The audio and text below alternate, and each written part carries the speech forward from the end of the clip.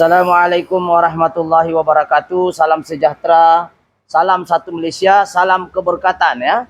Salam daripada Borneo dan salam daripada 3M Auto Workshop Tuaran ya, berdekatan dengan Serbe Express Tuaran. Coba kameramen tengok sana. Serbe Express Tuaran ya. Ya, bersebelahan ya, bersebelahan jalan daripada Bulatan Kuda. Dia sebelah kiri saya punya, Serbe Express sebelah kanan dari Bulatan Kuda. So, alhamdulillah hari ini ada satu penggambaran di mana kita ada Avanza 601, 602 dan 603. Yang ini 602. Ini Avanza lama ya. Mana-mana Avanza yang bermula daripada 601, 602, 603 dan seterusnya, itu Avanza buatan Jepun yang lama punya model. Yang menggunakan power steering hidrolik. Jadi apa-apa seperti biasa, apa-apa pekerjaan yang baik, kita mulakan dengan bismillahirrahmanirrahim. Semoga pekerjaan kita itu dimuliakan dan diberkati oleh Allah Subhanahu wa taala. Jadi apa yang kita mau buat konten hari ini adalah berkenaan dengan aduan customer ni, di mana customer ni datang, dia tidak boleh tukar gear, dia gear satu saja dan dia punya D itu blinking. Dan benda ini sudah dibahaskan di video saya yang satu dengan lebih detail, tapi hari ini kita ulang balik revise secara ringkas saja. Kenapa OD itu jadi blinking? OD blinking, D blinking, AT blinking, tak kisahlah, pokoknya dia blinking. Jadi bila dia blinking saja itu menunjukkan ada masalah sistem gearbox. Adakah betul-betul gearbox masalah? Adakah sensor masalah? Adakah TCU masalah? Adakah wiring masalah? Jadi dipahamkan orang ini pun dia dia daripada channel saya YouTube, di channel YouTube saya juga sendiri dia tengok, dan saya ada bagi tahu di situ 10 faktor kenapa kereta jadi OD blinking. Jadi alhamdulillah mungkin kita boleh nampak sekilas pandang kameramen ke sini. Kita nampak apa masalah kereta ni mula-mula dia datang. So kita tengok di grup saya dia ada hantar ya. Kita tengok di sini dia ada hantar, dia ni. Kameramen rapat sikit . Dia D-nya belum keluar tapi dia masih simpan history. Ni di blinking. Orangnya maklumkan dia tidak boleh tukar gear. Maknanya dia RPM saja. Jadi kita bila scan dia keluar perkataan. Sebab kalau dia tidak blinking, dia tidak akan simpan fault code output sensor malfunction. Jadi kereta ini tidak akan tukar gear. Kameramen dari sebelah sana ya. Jadi dia tidak akan tukar gear. Bila dia tidak boleh tukar gear, rosaklah nanti dia punya direct drum, bekerja keras tuh. RPM sampai 5000 gear satu saja. Dia mau tukar gear. Macam ada 5 ekor jin dia bilang ownernya. Semalam ni dia bawa pergi alam mesra. Tapi dia tinggal di Tuaran, dia kata bolehkah di Tuaran saja? Saya kata boleh. Jadi bila kita cek, kereta ini bukanlah masalah gearbox sebenarnya, tetapi untuk membahas lebih lanjut dan sekilas pandang untuk revise video saya satu lagi, saya ada buat konklusi di depan ni, kenapa AT, OD blinking dan D blinking itu terjadi, ya. Ada kereta yang pakai OD, ada yang pakai kereta yang tidak ada OD, dia pakai D blinking saja. Tak kisahlah, pokoknya ada blinking itu maknanya ada masalah bagian sistem transmisi. Oke, yang pertama faktor-faktor. Kalau kita nampak faktor-faktor kenapa OD blinking, kalau kita nampak sini kameramen. Oke, faktor OD, D, AT blinking untuk enjin K3, 3SZ dan seumpamanya, terutama kereta Avanza, Nautica, Myvi yang 1.3, 1.5 ya, Avanza ya, ataupun kereta-kereta yang seumpama dengan dia, Rush menggunakan enjin K3 dan 3SZ, ini enjin dia. Dia punya sensor selalu keluar OD blinking, D blinking, AT blinking. Tak kisahlah, kalau dia ada OD dia akan blinking di OD, D dia tidak akan blinking. Kalau tidak ada OD di D blinking. Kalau D tidak blinking, OD tidak blinking, mesti di AT blinking. Kalau kereta yang ada CVT dia akan keluar blinking bukan dia blinking keluar itu logo durian. Kalau yang Saga FLX lebih kurang samalah masalah transmisi. Cuma ini adalah AT. So kita akan bahas yang pertama ya. Kenapa OD jadi blinking? Yang pertama adalah inhibitor switch. Yang itu yang pergi R, pergi D. Ini inhibitor switch dia akan tentukan pergi P, pergi R, pergi N, pergi D, dan L. Kalau ada LL lah, ataupun D3, D2, D1, tak kisahlah. Ataupun L, kadang-kadang letak mana ini gear 1 lah L. Oke, yang menentukan dia gear L ke tidak, ya, adalah daripada inhibitor switch. Dia tahu kau tengah drive kah, tengah parking kah, tengah reverse. So, kalau ini rosak, dia akan keluar juga OD blinking ataupun D blinking. Dia akan keluar blinking juga. Yaitu dulu dekat luar bahagian gearbox. Oke, yang kedua, OD juga blinking juga boleh disebabkan oleh apa dia? Input sensor ya. Kita tengok nih, input sensor. Input sensor seperti ini, dia punya bentuk sama, ya, sama betul-betul input. Output sensor pun sama, ya. Jadi semua sama, cuma kedudukan di gearbox tidak duduk di dekat turbine, dekat flywheel, ataupun dia duduk dekat drive shaft ataupun differential. So, sensor sama, soket pun sama, cuma dia duduk, dia baca bagian differential ataupun dia baca bagian turbine. Oke, untuk input sensor dia baca turbine, yaitu berapa turbine dia. Turbine sensor. So, turbine sensor ini dia korelasi dengan CKP ataupun RPM. CKP ini maknanya crankshaft sensor. So, berapa input sensor dia mesti tally dengan RPM. Kalau turbine sensor tidak tally dengan CKP, memang dia akan keluar masalah blinking ataupun D-blinking, OD-blinking, D-blinking ataupun AT-blinking. Jadi input sensor ini dia duduk di bahagian turbine, iaitu dekat flywheel. Alright, output sensor dia baca bahagian output, iaitu bahagian differential yang gigi banyak. Oke, dia kalau dia punya sensor sama juga. Sensor pun sama juga begini bentuk dia. Kameramen rapat sedikit, dia ada 3 wayar ya. Oke, yang atas ya. Positif, jauh kameramen boleh nampak, kasih flash dia. Ada flashnya sini. Oke, nampak tuh? Saya kasih laser ya, tuh. Yang atas tuh adalah positif. Tengah adalah grounding output ke ECU. Yang di bawah sekali biasanya grounding direct. Yang ini output pergi ECU yang tengah, atas tuh dari kunci positif, bawah tuh direct grounding. Oke. Yang penting di dalam satu wire, dalam satu sensor dia ada positif, dia ada negatif, dan juga ada output. Output itu biasa dia baca di positif ataupun negatif, tak kisah, itu yang ke ECU. So, kalau output masalah, dia tidak dapat baca berapa kelajuan output dia, kelajuan differential ini maknanya kilometer lah. Kalau kilometer Anda rosak, output rosak. Ini, kalau ini rosak, kilometer pun tidak akan jalan untuk kereta Avanza dan Myvi. Oke, dengan syarat kalau punya kilometer itu oke lah. Kalau rosak itu meter memang apa pun tidak boleh jalan. Jadi output sensor itu perlu dia baca. Dan juga blinking juga nih boleh jadi masalah soket, wiring reput. Contoh kita tengok nih, kameramen reput, tengok saya sini. Untuk kereta ini reput. Ini nampak nih reput. Kameramen kasih flash dia, nampak tak? Reput. Soket yang ini duduk sini reput. Sudah kita ganti reput. Kalau reput begini, rosaklah dia. Jadi setelah kita ganti soket pun, ya kita scan dia.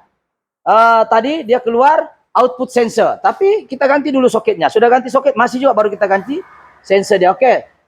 Wiring soket mempengaruhi kan tidak? Mempengaruhi. Kalau putus wire, soket pecah pun akan keluar OD, D, dan AT blinking. Oke, seterusnya adalah solenoid. Oke, solenoid ini adalah yang membenarkan shifting itu bertukar gear 3, gear 4, 1, dan 2. Jadi kalau solenoid rosak pun dia akan keluar OD blinking. Dia sudah bagi arahan tukar gear, tapi dia tidak mau tukar dia sebab mungkin solenoid itu stuck. Jadi dia tidak boleh tukar gear. Oke? Pertukaran gear 3, 4, 1, 2 itu dikontrol oleh solenoid. Solenoid pula dikontrol oleh TCU. Dan perhubungan antara mereka ini, TCU dengan solenoid ini dihubungkan menggunakan wire. Sebab itu kalau wire masalah pun tetap juga OD blinking. Oke, seterusnya adalah TCU. Kalau rosak ini otak dia, TCU maknanya adalah otak kepada sistem transmisi. Maknanya gearbox kalau rosak dia yang bagi arahan, dia dapat input, dia dapat bagi arahan, dan juga apakah yang perlu dibuat dengan ECU dengan TCU. Ini hubungkan menggunakan CAN bus. Oke, nanti kita tengok itu diagram sebelah. Dan timing chain longgar juga akan menyebabkan OD blinking. Apabila timing chain itu dia ada BBT sprocket. Bila camshaft sensor baca tidak synchronize dengan apa yang kena set dengan ECU, ECU pula berhubung dengan TCU menggunakan 2 wire yang disebut CAN bus, maka berlakulah bacaan tidak tepat, maka OD pun akan blinking. Coba tengok sini ya. Nih, OD di blinking, salah satu timing chain longgar pun boleh jadi masalah, ataupun timing chain memanjang, boleh jadi OD blinking untuk kereta Myvi terutamanya dan juga Avanza. Walaupun Avanza jarang, tapi Myvi adalah kerap, lebih kurang sama saya engine-nya itu. Cuma pulinya ada lain sedikit lah, dia punya nut puli. Kalau Avanza tebal pulinya, jarang loose. Kalau Myvi tipis-tipis, tapi engine block sama, head sama. Oke? Jadi sekarang ini di hadapan saya ini ada dua kategori, satu puncak, yang kedua bagaimana pergerakan OD blinking itu sendiri. Oke, kalau kita tengok daripada kunci, dia ada relay ECU, relay TCU. TCU mananya TCU Transmission Control Unit. Oke, kalau kita tengok kaki positif 30 masuk sini. Ini relay TCU ya. Lepas tu 87 dia adalah output ke TCU. Maknanya dia 2 positif, 1 dari kunci, 1 lagi 1 grounding. Okey, 85 itu dari kunci. Untuk hidupkan TCU, untuk bekerja ini gearbox dengan baik, TCU kena hidup dulu. Jadi kenapa itu saya lukis supaya senang tahu. Kita tahu bahwa otak untuk transmisi perlu ada TCU-nya hidup. Untuk syarat dia hidup kena 2 positif, 1 negatif. Yaitu 1 grounding, 2 positif. 1 positif daripada relay, 1 positif direct daripada fuse. Di sini ada fuse. Nah, di sini ada fuse ya. Ini ada fuse dia, ataupun di sini mana-mana lah. Sini ada fuse, sini pun ada fuse. Jadi kalau short boleh. Oke, jadi jelas ah. Jadi maknanya untuk hidupkan ECU, so kita nak bahas body blinking, kena tahu dulu apa hubungan ke semua ini. Hubungannya ialah yang pertama sekali, coba kameramen fokus sana. Ya, hubungannya hidupkan dulu TCU. Di dalam TCU dia ada input, dia ada output. Rapat sedikit kalau kecil. Dia ada input, dia ada output. Oke. Input ini adalah informer. Oke, input tadilah yang dikatakan input sensor, inhibitor switch, temperature 80, dia ada temperature, kalau kita scan dia ada baca temperature berapa kepanasan, itu input. Output sensor dan juga CAN bus. CAN bus ini adalah controller area network yang menghubungkan semua device dengan device lain. Oke, contohnya kalau kita tengok di sini, coba kameramen tengok CAN bus. Ini CAN bus, CAN high, CAN low. Oke, untuk dia memberitahu semua TCU, ECU, BCM, sesama dorang ini berhubung. Hubungan dia ada 2 wire saja, yaitu CAN high, CAN low. Oke, sekarang TCU di sini. TCU tahu apa pergerakan yang berlaku. Di TCU pun tahu BCM. BCM pun berhubung dengan SRS, ABS modul, controller combination meter yang canggih. Kalau Avanza tiadalah. Untuk kereta mewah dia ada CAN bus di dalam nih. Lepas tu dia bersambung dengan OBD. OBD ini yang kita scan. Dia ni berpusing sesaling dorang bertukar-tukar maklumat. Jadi CAN bus ni dia boleh jadi input, dia juga boleh jadi output. Jadi dia kasih tahu input begini masuk, dia keluar masuk begini. Dia hantar data ini, CAN bus. Di dalam kereta perhubungan mereka dia menggunakan CAN bus. CAN bus ini adalah satu alat yang menghantar data sesama dorang. Macam kita lah, ada dusun, ada Jawa, ada Timor, ada Suluk. Jadi bahasa yang digunakan adalah bahasa Melayu, betul? Untuk kita paham. Di dalam sistem elektronik bahasa yang digunakan adalah CAN bus. CAN bus ini bahasa yang digunakan seragam untuk sesama orang berkomunikasi. Jadi di dalam ini kita tengok bagaimana CAN bus itu bekerja. Jadi input dia boleh, output pun di sini. Dia sentiasa CAN bus ini dia menghantar data ya. Berapa kelajuanmu? Dia tahu. Kau tekan pedal, oh dia tahu.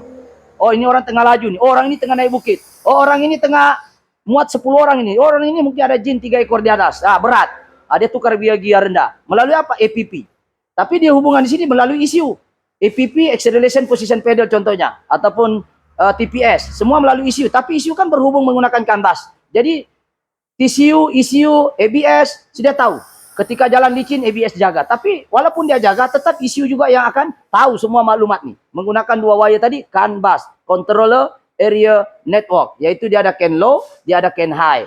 Jadi perhubungan ini data dihantar. Jadi data ini jika data-data ini bermasalah, pasti akan masalah pada kereta tersebut.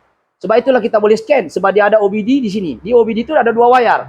Yaitu CAN bus, CAN, Controller Area Network. Bus ini kumpulan bus semuanya. Dibancanya dalam satu bus itu inilah semua orang-orang yang dalam nih. Mana inilah device di dalam. Itu disebut CAN bus. Di dalam ini dorang sesama dorang berkomunikasi. Ketika laju dia tahu, ABS pun tahu, SRS pun tahu. Ketika accident keluar belon dia tahu, ECU tahu kau laju. Dia tahu kau ini ada ABS sensor, tapi ABS dia kontrol anak buahnya. Tetapi sesama dorang ketua jumpa ketua nih, dia ada CAN bus. Macam ECU dia ada sendiri dia punya askar. Askar ECU banyak, oxygen sensor, TPS, current sub sensor, cam sub sensor. Semua dia askar dia.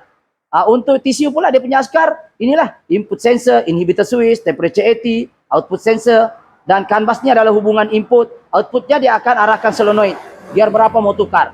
Jadi kalau input sensor dia tidak tahu berapa laju turbine, macam mana ini? Contoh turbine. Mana tadi turbine? Input sensor ini turbine. Ini kan? Input sensor ini turbine sensor. Dia tidak tahu berapa laju. Turbine itu berapa laju. Dia mau tukar gear berapa, dia pun tidak tahu. Makanya dia itu akan stuck di gear 1 saja. So perlunya kita tahu OD blinking menunjukkan ada masalah di transmisi. Adakah dia masalah gearbox? Jadi kadang-kadang di sini yang terakhir saya lupa tulis, kalau sudah semua dinyatakan yang ini oke, barulah kita boleh salahkan apa dia? Salahkan gearbox. Yang ke-8 nih gearbox bermasalah. Gearbox bermasalah pun dia akan keluar OD blinking, yaitu masalah mechanical. Gearbox masalah mechanical. Ini semua sudah kita cek, wiring oke, solenoid oke, TCU tidak rosak, timing chain pun oke, tidak lower, tidak longgar, tidak jam, itu sprocket. Barulah kita salahkan gearbox tadi, yaitu masalah gearbox gear ratio malfunction. Jadi di hadapan kita, setelah kita konklusikan semua benda ini, baru kita tahu bahwa apakah punca-punca OD blinking dan bagaimana cara kerjanya input sensor tadi, yaitu turbine sensor tadi yang ini. Coba kameramen sini. Ya, kita tengok nih turbine sensor. Inhibitor switch semua nih. Kalau bermasalah, inilah input-input yang ke satu TCU, barulah dia boleh arahkan solenoidnya gear berapa mau ditukar. Yaitu di dalam solenoid itu ada 4 biji dekat body valve. Dan termasuk juga CAN bus adalah saling berhubung. Output input dia ada. Saling berhubung sebab dia bolak-balik. Bolak-baliklah bahasa mudahnya. Oke, jadi sekarang kita akan ke kereta tadi. Adakah setelah diganti sensor? Oke, kameramen sini. Ini sensornya sudah hancur, sprocket kita sudah ganti tapi dia tidak ada sudah. So, kita ganti juga, dan yang ini kita sudah tukar juga sebab kita sudah tukar sensor, masih juga di situ malfunction. Oke, malfunction biasanya adalah masalah lebih kepada masalah sensor itu sendiri. Contoh kita tengok sini. Oke, kita tengok di sini dia tulis malfunction. Coba tengok sini. Kameramen rapat sedikit, nampak ya? Turbine speed sensor malfunction. Turbine maknanya adalah input sensor tadi. Yang berdekat dengan turbine disebut input, berdekat dengan differential disebut output. So kita akan ke kereta. Adakah kereta ini setelah kita tukar semua, tidak perlu overhaul gearbox, kita hanya tukar sensor dan juga soket yang repot. Ya, oke. Dan kita akan ke kereta, kita tengok dia punya fault code, adakah dia sudah normal ataupun masih keluar perkataan output input sensor malfunction. Oke, jom kita ke sana dan kita akan test drive ini kereta. Adakah kereta ini normal? Kameramen boleh masuk dalam. Saya buka dulu nih. Oke. Oke, kita tengok di sini. Oke, duduk kameramen, duduk. Oke, kita tengok di sini ada tengok di sini, tengok data stream, OD blinking memang tiada sudah. Kita masuk dulu nih, balik dulu. Kita keluar dulu balik ya. Kita keluar balik. Oke. Kita baca. Oke, betul Avanza. Kameramen nampak lurus Avanza ya. Aduh mak. Sekejap nih. Dia tercabut pula lagi. Aduh. Oke, kita sekarang kejap dulu, kita try dulu. Oke. Sekarang ini tengok engine control oke, normal. Kameramen nampak ya.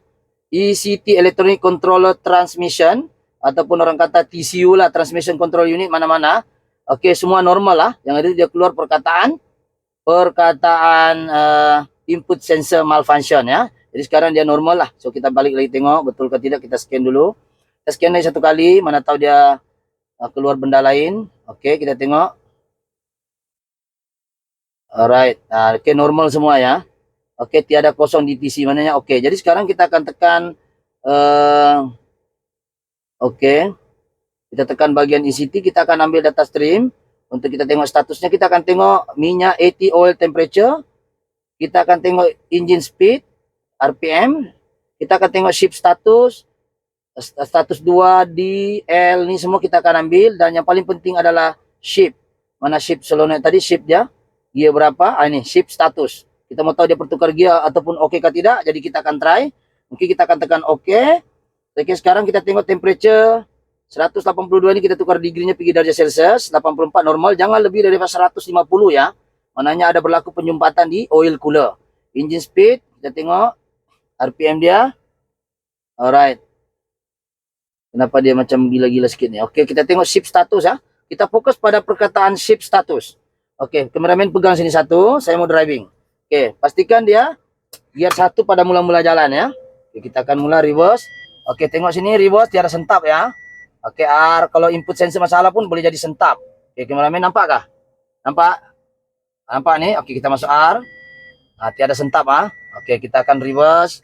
So, kita akan tes satu round nih kereta. Sebelum kita pulang di bengkel terpaksa ditinggalkan dulu. So, kameramen ada ikut sekali. So, perhatikan kameramen, tengok status tuh. Itu hari dia tidak boleh tukar gear 1 saja. Sekarang adakah dia tukar, gearbox itu sudah dia tukar gear dengan baik ataupun tidak. Oke, sekarang kita tengok, kita akan jalan. Oke, sekarang gear 1 betul lah. Bawa ke depan sedikit, atas sedikit. Nampak gear 1 nampak? Gear 1 kasih nampak So kita akan jalan. Kameramen sekali-sekala tengok di luar yang kita tengah jalan. Takut orang bilang kita edit lagi. Untuk dapat subscriber ramai lah konon. Ini kita jujur, tiada cerita edit-edit. Oke. Gear 2 tengok, tukar kah? Oke. Tengok, gear 3 tukar kan enggak? Sekarang tukar betul. Oke, jadi sekarang gear 3 kita sudah tukar. Ini sebenarnya saya sudah 2 kali pusing ya. Sebelum kita buat penggambaran kita sudah tes, kita langgar bonggol-bonggol. Ononya cakap bila sudah kita langgar bonggol ataupun lama, dia pandai datang itu di blinking dan tidak mau tukar gear. Dia gear 1 saja, RPM pun tinggi. Sekarang RPM, kameramen tengok sini itu gear 4 Tengok, RPM pun di bawah 2000. Kameramen nampak kah? Kilometer pun kilometer begitu ya. Jadi steady saja. Oke. Temperaturenya pun tidak juga panas. So takut nanti kalau bilang panas naik bukit nanti slip pula itu kelas di dalam. Oke, gearbox bermasalah pun boleh jadi juga OD blinking. Itu terpaksa dioverhaul lah. Terpaksa kita overhaul. Jadi buat masa ini kalau kita nampak pergerakan kereta ini smooth juga, dan kereta ini dipahamkan sudah dia tukar minyak, tidak tahu berapa kali sudah kali orangnya ini. Saya tengok ada bekas gam, ya. Jadi kita sekarang ini bergerak ke area Tuaran juga, kita tes, dan kita akan ke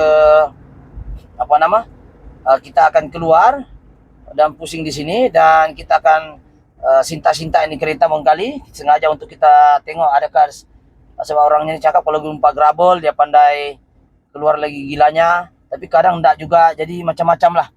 Jadi inilah antara benda-benda yang kita kita mau cerita di sini ya. Jadi sekarang kita tengok adakah dia tiba-tiba satu turun. Oke, kita berhenti, sekarang berhenti kilometer kosong. Kita kameramen sini. Kilometer dia. Ya, kilometer dia kosong, mananya ada kereta, kita berhenti masih gear 3. Ada kereta. Begitu. Jadi sekarang kita reverse. Bila kita berhenti dia mesti turun gear 1. Itu yang betul. Kita jalan dia mesti ikut gear berubah juga. Ikut kelajuan dan juga beban. Kalau naik bukit, dia akan tukar pergi gear rendah lah. Kalau dia tidak pandai tukar, gear 3 aja terus, itu masalah lagi. Boleh jadi timing chain, boleh jadi masalah tuh. Jadi kita cek dulu. Ya, pokoknya dia tetap akan keluar OD blinking.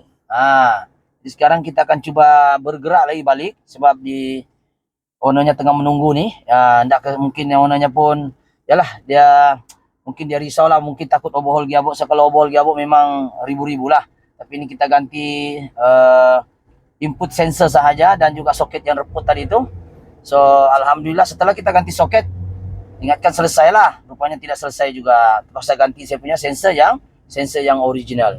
Jadi alhamdulillah saya rasa kameramen, saya rasa benda ini mungkin oke sudah. Kita menuju ke bengkel lah. So kita tengok di sini temperature pun dah panas ya. Dia punya panas adalah 88. Dia paling cantik maksimum sebenarnya 12, tapi teruk-teruk pun 15 lah. Kalau limpas dari itu memang berlaku penyumbatan di oil cooler ATF. Sebab ingat ATF pun dia ada cooler, CVT pun dia ada cooler. Untuk minyak enjin pun sebenarnya ada cooler yang ada turbo, disebut sebagai oil cooler. Kalau turbo disebut intercooler turbo. Semua ada cooler-coolernya. Jadi kalau dia panas pun boleh jadi masalah slip, dan boleh juga dia keluar OD blinking disebabkan oleh kepanasan melampau, yaitu gear ratio boleh jadi malfunction juga. Berlaku pemanasan melampau ya. Jadi solenoid boleh rosak misalkan pemanasan yang terlalu panas, sebab dalam tu dia memang di dalam terperap. Lepas tu oil cooler tak bekerja dengan baik, boleh juga masalah pada sistem shifting tadi. Jadi untuk masalah kereta ini saya rasa tiada isu juga. Kita akan masuk ke gravel sana dan kita akan kasih break mengejut adakah kereta ini bermasalah tidak mau tukar gear. Sekarang gear 4 betul lah. Sekarang kita menuju ke bengkel, tapi kita ke jalan gravel dulu yang dekat ada Benet tu sebelum bengkel kita ke sebelah kanan ya. Oke, sekarang kita ke Survey Express Tuaran ya. Kita akan tes nih kereta, kita sengaja langgar lubang-lubang, bonggol-bonggol. Oke, kita gerak-gerak. Oke, kameramen tengok tu. Tengok status gear tu dia mesti turun pergi gear 2 atau 1. Itu saja dia punya mainan kalau slow. Betul? Gear berapa? 1. Oke, good. Oke, kita akan jumpa sini, kita akan goyang-goyang. Kita akan tes dan sekarang ini kita sudah coba. Oke. Kita berhenti. Alright. Kita akan terus ini, oke. Jadi kereta ini kita sudah sampai di bengkel dan ownernya boleh di kamera sana nampak ownernya pakai baju hijau tu. Atau ownernya tu nampak enggak ownernya baju hijau tu? Enggak nampak. Oke, jadi kita sudah sampai di bengkel dan kita anggap kereta ini insya Allah selesai, tidak perlu kita overhaul gearbox, ya, hanya masalah shifting saja. Jadi ada case sebelum ini juga ya, saya ceritakan pengalaman sebelum ini. Ada orang yang tidak sabar pergi bengkel saya, dia pergi bikin wiring lain, lama-lama tambah rusak itu keretanya. Dan kereta itu baru dia beli di Yuska. Hari itu saya ada tutup beberapa hari sebab kekurangan sedikit pekerja, jadi semua berkumpul di alam mesra dan dia pergi buat tempat lain. Akhirnya kereta itu dia datang balik, tambah rusak itu kereta dan kita tidak dapat tolong. Mana-mana yang sudah pernah datang dan dia bikin tempat lain, memang sepatutnya kita tidak akan, ya kita tidak akan layan lah sudah. Ya, pasal kalau kita layan pun kadang-kadang nanti ada masalah lain lagi, kita takut. Tapi kalau dia sanggup juga ambil risiko, kita tolong betulkan semua apa yang tempat lain terbalik wiring, macam hari itu terbalik wiringnya kita sudah betulkan masih juga. Memang risikonya tetap gearbox itu terpaksa overhaul. Sebenarnya masalah kereta itu sebenarnya tidak payah overhaul sepatutnya. Tapi berlaku shorting, dia paksa itu kereta, dan wire pun terbalik, sila-sila TCU pun masalah. Sebab kena ingat dalam sensor itu dia ada positif, dia ada negatif, dan juga dia ada output ke ECU. Output ke ECU kadang dia main itu positif, kadang dia main negatif. Tengok apa sensor. Tapi biasanya dia main positif, resisten dia.